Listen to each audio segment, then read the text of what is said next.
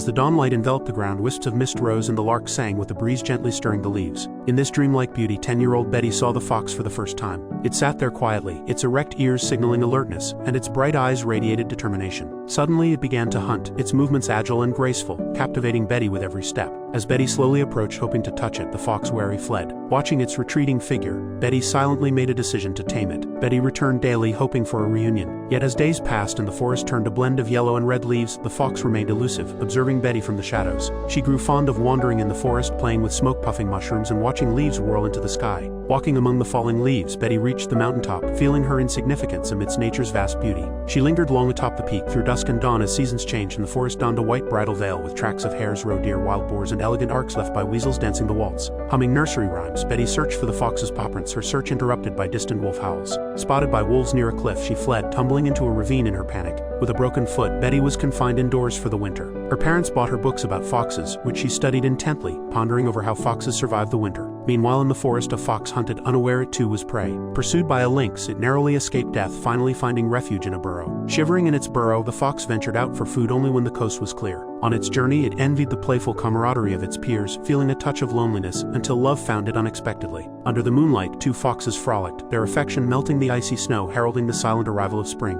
Betty worried as hunting season approached, with hunters employing poison, traps, and guns. A mate of the fox succumbed to baited food, and as the fox lingered, a hunter's rifle targeted it. A gunshot ensued and the fox fled to its sanctuary, its home. 2 months later, as the breeze cleared the clouds, the forest was lush and vibrant. Betty, now free, resumed her search for the fox. Using her father's methods, she located its den, keeping a respectful distance. Rain forced her retreat, but as she left, a fox peered out, its maternal instincts wary of human presence, especially now that it was a mother. The fox moved its cubs by night, and by the time Betty returned, calling out for it not to leave, the fox had vanished without a trace. Betty believed the fox wouldn't move its home too far away. She brought a ladder and hid it near a large tree for a better vantage point. While waiting, growing impatient, she saw a hedgehog sneaking a bite of her sandwich. Realizing that if a sandwich could attract a hedgehog, it might also attract the fox, Betty sprinkled sandwich crumbs along the path. Sure enough, the fox appeared before long. The hedgehog, clutching its food, was no match for the fox and was easily brushed aside. Betty couldn't help but laugh, alerting the fox to her presence, and it vanished once again. Every day after school, Betty would wait in the tree for the fox, come rain or wind, even making a whistle in hopes the fox would understand its sound. The fox kept a watchful yet distant eye on Betty. Once, when Betty spotted the fox, she followed it stealthily, careful not to get too close or startle it. Her pursuit was abruptly ended when a bear approached, forcing her to hide behind tree branches. School holidays gave Betty more time to search for the fox, which sometimes wouldn't appear for days. But she didn't mind the wait.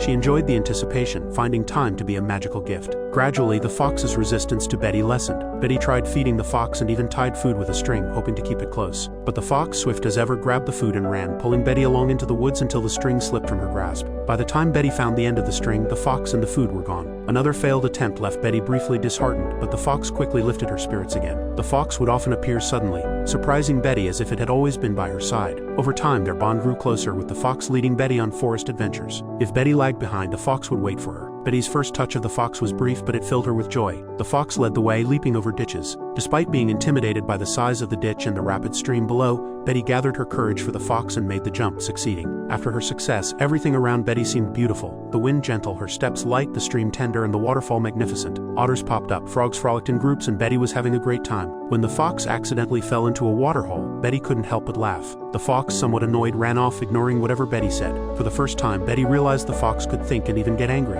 She decided to name the fox Tendre, a name she chose for its meaning of gentleness in French, hoping the fox would become more docile. But contrary to her wishes, the fox suddenly started running wildly, leading Betty into a cave filled with strange columnar formations, leaving her utterly amazed. Thunder rumbled, and rain began to fall at the cave entrance. Betty realized the fox had led her here, anticipating the rain. She followed the fox deeper into the cave, where she discovered a milky white pearl in a small puddle. As Betty approached the fox with her flashlight set aside, she managed to touch it again. But in the next moment, the fox had vanished, always maintaining a tantalizing distance. Without the fox, Betty had no idea how to navigate out of the cave. Panic-stricken and blinded by fear, she stumbled around until she fell at the entrance. The darkness outside and the eerie glimmers and sounds fueled her imagination with frightening thoughts. Salvation came with the moonlight. Illuminated by its glow, Betty saw the surrounding animals, including an innocent fawn, none of whom intended any harm. She lay down, reassured, and a firefly landed in her palm, bringing light and allowing her to fall asleep peacefully. When she awoke, the floor was jeweled with dew, and a veil of mist hung from the trees. The fox was sleeping beside her. Betty stroked its head, and it seemed fully accustomed and accepting of her touch. Her parents' calls startled the fox, and Betty faced confinement as punishment. Missing the fox deeply made the days difficult to endure. When the trees turned greener, Betty returned to the forest, blew her whistle, and the fox came running to her. They reunited like old friends, frolicking in the meadow, reveling in their freedom and the beauty around them. The fox remained vigilant,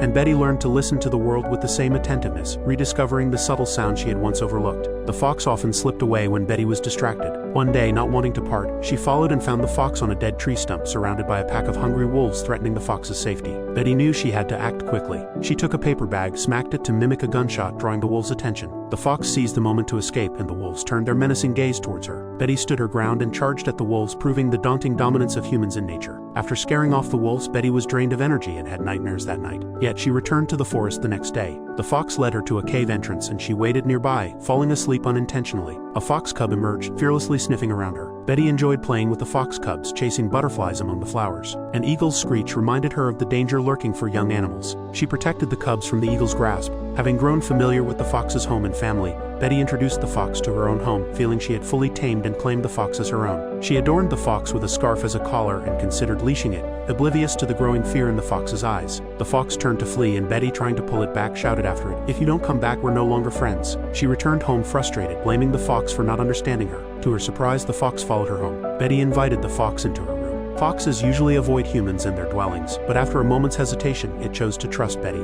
It cautiously observed its surroundings as Betty closed the door, effectively blocking any escape route. The fox grew increasingly agitated and fearful, while Betty mistakenly thought it was playing hide-and-seek with her. The fox, in a state of panic, leapt out of the window. It lay on the ground, motionless, stained with blood. Betty brought the fox back to its den, urging it to wake up, promising never to force it to do anything again. There was no response from the fox as its cubs came out to lick their mother's mouth and tug at the scarf around its neck. Betty realized her love had harmed the fox and removed the scarf before walking away. The fox cubs caught up with her, making her stop. When Betty looked up again, she saw the fox standing in the distance. Approaching it step by step, she noticed the dried blood on its body and the fear in its eyes. She walked past the fox, and as she looked back to see it walking away, she headed in a different direction. Years later, Betty shared the story of her and the fox with her son. When he asked why she never went back to the fox, she explained that they were not hers to keep. They had their own lives, and she had confused love with possession. When asked if she had seen the fox again, Betty said that she used to see it often, but as time passed, the encounters became less frequent until they stopped altogether. Her son comforted Betty, suggesting the fox might have loved her. Betty replied, "My greatest love is you." To Betty, her son was the precious fox she cherished most, and she had learned how to love properly, including knowing when to let go. Thanks for watching. Make sure you subscribe and turn on notifications so you can watch more videos like this.